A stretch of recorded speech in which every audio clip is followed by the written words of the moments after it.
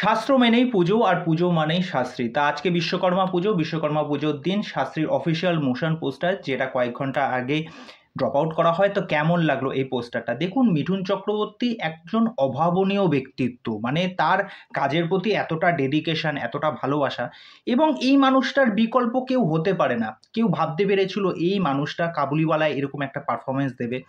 তার আপকামিং কাজ শাস্ত্রী যেটা পুজোয় আসতে চলেছে। এবার বলে রাখি যে শাস্ত্রীর যে গল্পটা মূলত কিছুদিন আগে আমি বলেছিলাম, যেটা দেবারতী মুখোপাধ্যায়ের একটি গল্প থেকে অনুপ্রাণিত হয়ে কিন্তু শাস্ত্রী ছবিটা হতে চলেছে। এবং বাংলায় এরকম একটা কাজ যেখানে বিজ্ঞান এবং অপর দিকে হচ্ছে জ্যোতিষ, এই দুটোর মধ্যে কিন্তু কনফ্লিক্ট আমরা দেখতে পাবো। আর দেখবেন, মানে চিরাচরিতভাবে বাঙালিদের একটা স্বভাব আছে, তারা কিন্তু এক প্রকার অন্ধবিশ্বাস, কুসংস্কার এইগুলোতে কিন্তু এখনো বিশ্বাস করে। দেখবেন আমরা যখন বাড়ি থেকে বেরোই, যদি হাঁচি দিই, সেই সময় কিন্তু বাড়ির মা বা বয়োজ্যেষ্ঠ যারা আছেন তারা কিন্তু বলেন যে একটু বসে যা। এরপর দেখুন, রাস্তায় যদি বিড়াল যদি ক্রস করে যায় তখন বলা হয় যে সাবধানে চালাতে হবে গাড়ি।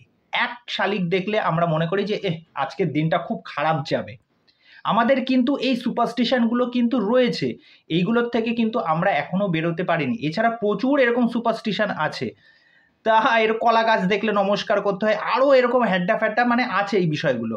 তা যাই হোক, এবার দেখবেন এই বিশ্বাস বা অবিশ্বাস কতটা নির্ভর করে, আর এই বিশ্বাসের ওপর কতটা মানুষের আস্থা আছে, যার দরুন কিন্তু মানুষ দেখবেন তাবিজ, কবজ, হাতে আংটি, এই সমস্ত বিষয়পত্রগুলো কিন্তু ধারণ করে থাকে। যে এবার এক একটা সেই আংটির আবার এক একটা মাহাত্ম্য থাকে, যেমন প্রবাল ধরুন বা গোমেদ, ঠিক আছে, তারপর হচ্ছে হিরে, এই সমস্ত এক একটা যে সমস্ত জ্যোতিষেরা বলে থাকে, তা অনেকে কিন্তু সেগুলো পড়েও থাকে। তা কোনো একটা জায়গায় গিয়ে বিজ্ঞান কিন্তু সেই জায়গাগুলো কিন্তু ডিফাইন করতে পারে না, বিশ্লেষণ করতে পারে না যে এইগুলোর অ্যাকচুয়ালি কি কোনো অর্থ আছে, এইগুলো পড়লে কি অ্যাকচুয়ালি কোনো কাজে দেয়। তা এই বিষয়টাকে নিয়েই কিন্তু এখানে নানা রকম গল্প বা প্লট এখানে কিন্তু সাজানো হবে বা পেতে চলেছি আমরা।